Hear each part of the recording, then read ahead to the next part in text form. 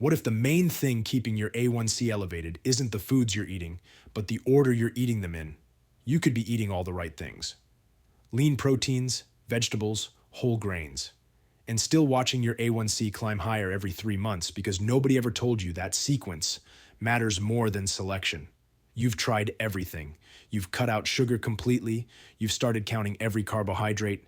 You've reduced your portions to the point where you're hungry 2 hours after eating. You're walking after every meal. You're checking your glucose so many times, your fingers are sore from the pricks. You've stopped going out to restaurants. You've given up foods you enjoyed because someone said they were bad for diabetics. And still, your A1C stays stuck. Maybe it's at 6.8. Maybe it's at 7.2. Maybe it's at 8.1.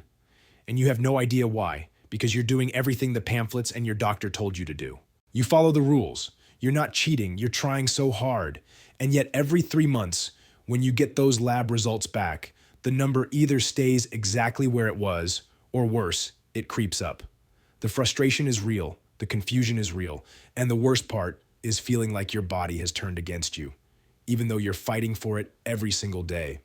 I'm Dr. Michael Kent, and what I'm about to share has helped my patients see their fasting glucose drop by 15 to 30 points within the first 2 weeks, not by changing what they eat, by changing how they eat it.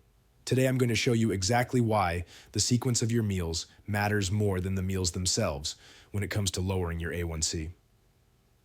The patients I'm talking about aren't eating fast food 5 times a week. These are people who meal prep every Sunday. They've memorized the glycemic index. They know which vegetables are low carb. They've given up bread, pasta, white rice, potatoes. They take their medications exactly as prescribed. They're not cheating. They're not in denial. They are exhausted from being so careful. And they are deeply confused because their bodies are not responding. They wake up after fasting for 12 hours, and their glucose is 140, 150, sometimes 160. They didn't eat anything. They didn't do anything wrong. They feel the fog by 2 p.m. They feel the fatigue after lunch, even though they slept 8 hours. They feel the frustration of working so hard and seeing such small results. On paper, they're doing everything right, but their A1C keeps telling them they're failing. And they're not failing. The approach is failing them. Here's what changed everything for me. A large number of people over 55, particularly over 65, are dealing with something called delayed gastric emptying. And most have no idea it's happening. The valve between your stomach and small intestine, the pyloric sphincter, isn't opening and closing at the right speed anymore. For some people, it dumps food too quickly, causing massive glucose spikes because carbohydrates hit your bloodstream all at once. For others, it holds food too long, causing unpredictable swings throughout the day. Either way, it makes controlling blood sugar nearly impossible. No matter how healthy your food is, the food isn't the problem. The speed and timing of its release is the problem. And that's something we can control with structure. Real quick, drop a comment. How long have you been struggling with your A1C? 1 year, 5 years, longer? Before we continue, I want to be very clear. This is not about stopping your medication. This is not about ignoring your doctor. This is not some alternative approach that replaces medical treatment. What this is about is giving your body a structural advantage so the medications you're taking and the efforts you're making can actually work. This works with your treatment plan, not instead of it. If you're on medication, you stay on your medication unless your doctor tells you otherwise. Clear? Let me explain what's happening inside your body as you age. 3 major shifts happen that directly affect how fast glucose enters your bloodstream and how high your blood sugar spikes. First shift, your stomach naturally produces less hydrochloric acid as you age. This is normal aging. The problem is that stomach acid breaks down food, especially protein, into smaller particles before it moves into your small intestine. When you don't have enough acid, food doesn't get broken down thoroughly. It moves through in larger, uneven chunks. This creates unpredictable glucose absorption. One day you eat chicken and broccoli, and your glucose barely moves. The next day, same meal, it spikes to 180. That inconsistency? That's partially because of inadequate stomach acid. Second shift. Your stomach is a muscular bag that's supposed to contract in coordinated waves to mix food and push it slowly into the small intestine. As you age, those muscles get weaker. They don't contract as efficiently. For some people, food sits too long, causing bloating and delayed glucose spikes 3 or 4 hours after eating.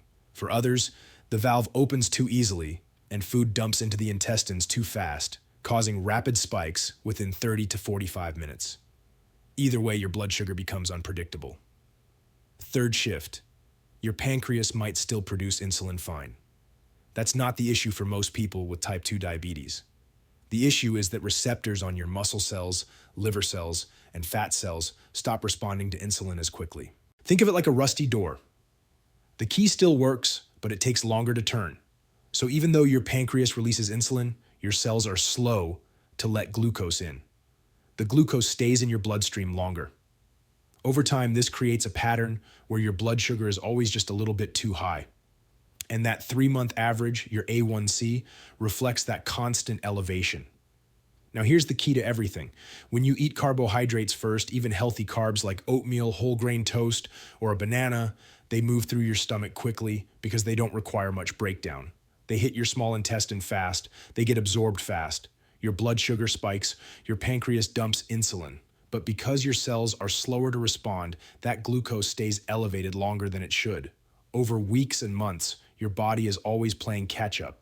Your blood sugar never fully comes down before the next meal. Your A1C stays elevated because you're spending more time in that 140, 150, 160 range than in the healthy 80 to 100 range. But when you eat protein and fiber first, everything changes. Protein takes longer to break down. It requires more stomach acid, more churning, more time. Fiber doesn't break down at all in your stomach. It absorbs water and forms a thick, gel-like mass. When you eat these first, you create a physical barrier in your stomach. Now, when you eat carbohydrates after that, they don't just drop straight into your intestines. They get mixed with that slow-digesting protein and fiber gel. The whole mass moves through your system more gradually. The carbohydrates are released slowly, steadily, in a controlled way. Your glucose rises gently. Your insulin response is calm, measured, appropriate. Your cells have time to actually take up and use the glucose. This is how you lower your A1C. Not by avoiding carbs completely, but by controlling the speed at which they enter your system. Think of it like this. Imagine pouring a big pitcher of water into a cup. If you dump it all at once, the water overflows everywhere, makes a mess. That's what happens when you eat carbs first. Your system can't handle the flood, but if you pour that water through a coffee filter, it drips slowly into the cup. Controlled, steady, no overflow. That's what protein and fiber do when you eat them first. They act like that filter. They slow the flow. Same amount of water, same amount of carbohydrates. Completely different outcome. Let me tell you about Richard. He was 67 years old. He'd been diagnosed with type 2 diabetes 4 years earlier. Richard was doing everything right. He walked 3 miles every morning. He'd cut out all desserts and sugary drinks.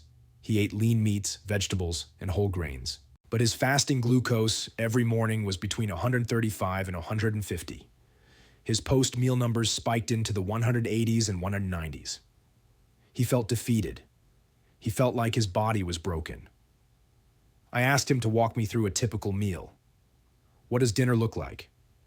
He said, I usually make a plate with a cup of brown rice, some broccoli, and grilled chicken. I eat the rice first because it's warm, and I like it that way. Then the vegetables. Then the chicken, because it's the most filling. There it was. Classic mistake. He was eating carbohydrates first. The rice was hitting his system with nothing to slow it down. I didn't change a single food on Richard's plate. Not one. I just told him to reverse the order. Eat the chicken first, all of it. Then eat the broccoli, all of it. Then eat the rice and cut the portion in half. That's it. Same foods, different sequence. Within 1 week, Richard texted me a picture of his glucose meter. Fasting glucose, 118. Within 2 weeks, he was consistently between 105 and 115.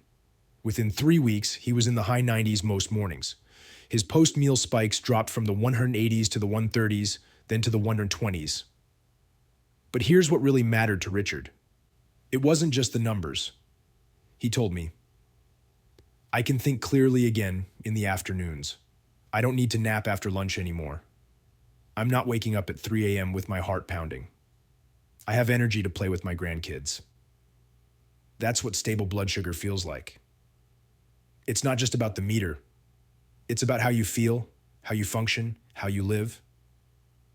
When we retested Richard's A1C 3 months later, it had dropped from 7.4 to 6.3. Same foods, same exercise, same medications. Only the sequence changed. What Richard told me later stuck with me. He said, "I forgot what it felt like to not be tired all the time. I forgot what it felt like to focus on a conversation without my brain feeling foggy." He said, I didn't realize how much the high blood sugar was stealing from me until it was gone. That clarity, that energy, that sense of being present in your own life again. That's the real payoff. Now, before I show you the exact 5 foods and the precise order to eat them in, you need to understand why this works at a deeper level. Most people, even those trying hard to manage blood sugar, make 3 critical mistakes. Mistake number 3. They eat their vegetables last.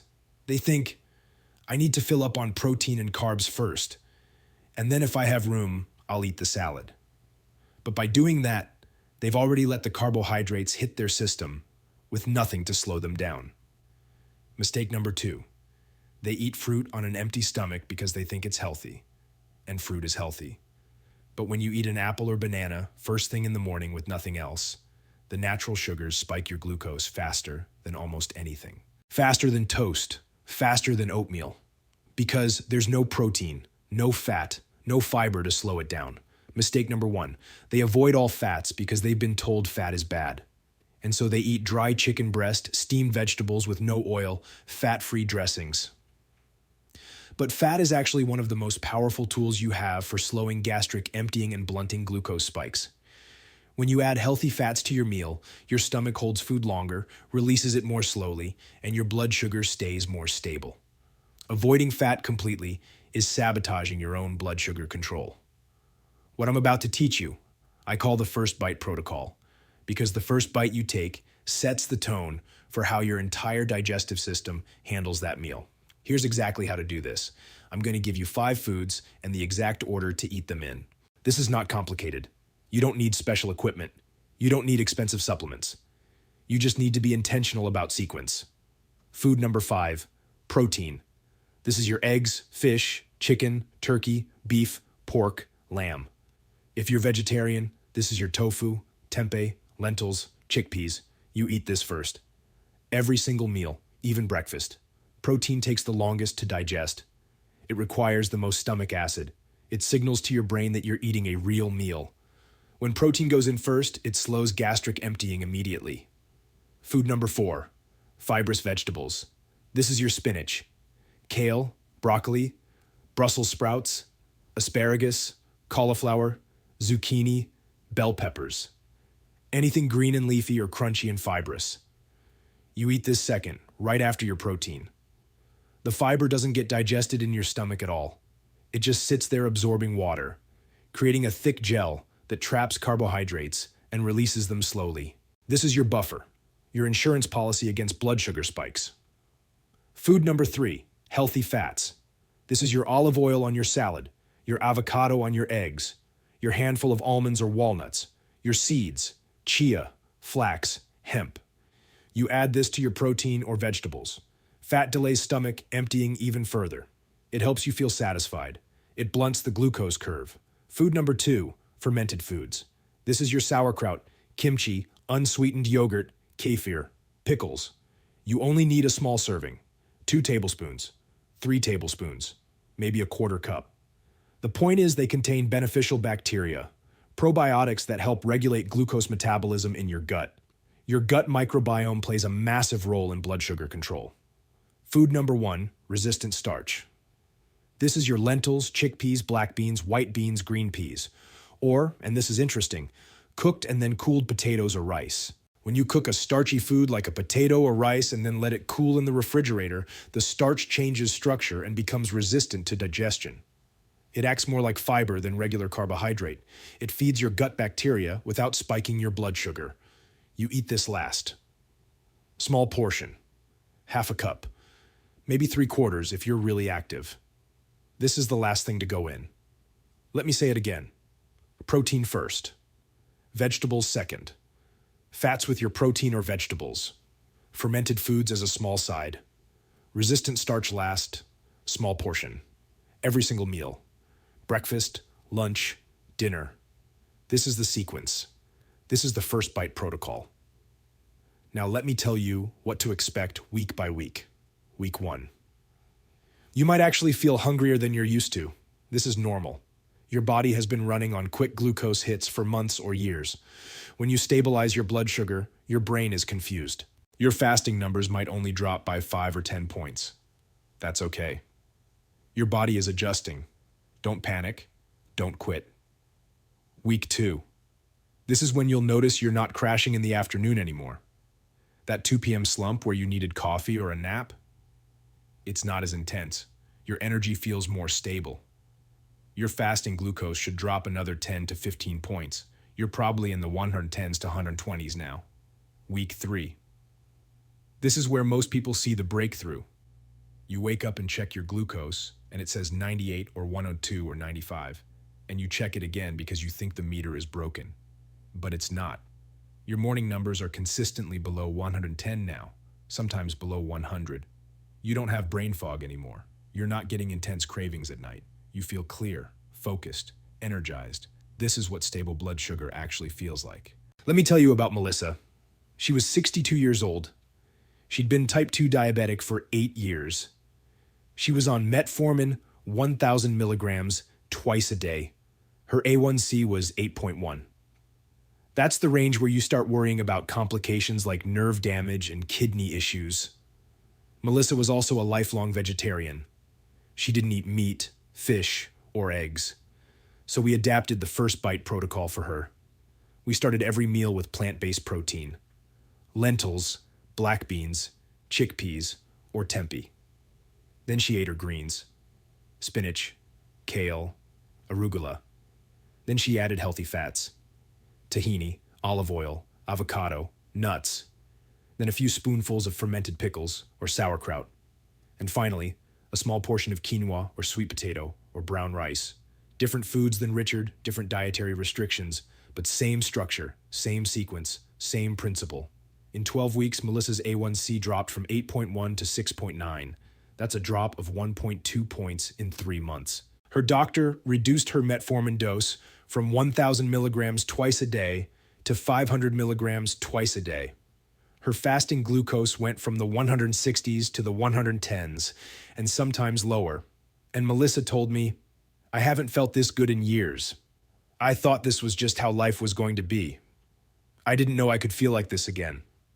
Now I need to say this clearly. If you are currently taking insulin or any medication that lowers your blood sugar, like sulfonylureas, glyburide, glipizide, you need to talk to your doctor before making changes. Why? Because if you start controlling your blood sugar better through food sequencing and your medication doses stay the same, your blood sugar could drop too low. You could become hypoglycemic, which is dangerous. So as your glucose improves, your medication doses may need to be adjusted downward. That's a good problem, but it needs to be managed by your doctor. This isn't a diet. This isn't a temporary fix. This is a framework for how to eat for the rest of your life. You're not giving up foods you love. You're just changing the order. You can still have rice. You can still have potatoes. You can still have bread. You just eat it at the end of the meal, not the beginning. And that one change can be the difference between a lifetime of struggling with uncontrolled diabetes and a lifetime of stable, manageable blood sugar. I've seen this work for hundreds of patients. Different ages, different backgrounds, different dietary preferences, different medications.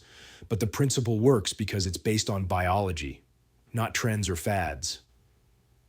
Your stomach is a mechanical system. Digestion follows physical laws. When you work with those laws instead of against them, your body responds. If you made it to the end of this video, type "first bite" in the comments right now.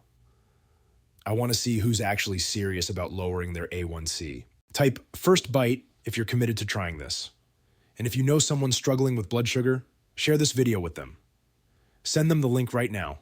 Subscribe to this channel, because next week I'm covering the 3 biggest A1C myths that keep people stuck even when they're eating all the right foods, things your doctor probably believes, things you've heard repeated over and over, and they're wrong. I'm Dr. Michael Kent. Your blood sugar is controllable. Your A1C can come down. You just needed the right approach. Start with your very next meal. Protein first, then see what happens.